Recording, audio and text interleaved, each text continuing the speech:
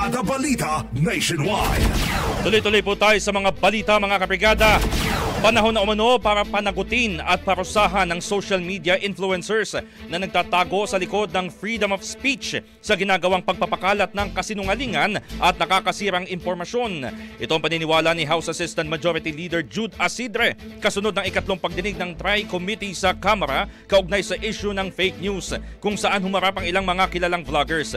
Sinabi ni Asidre na nababahala siya sa dangerous distortion sa kalayaan sa pagpapahayag ng influencers at content creators. Nakadidismayaan niya at nakakaalarma na pakiramdam ng online personalities maaari nilang ihayag ang nais na sabihin gaano man kapanganib, hindi totoo at nakakainsulto ng walang pananagutan.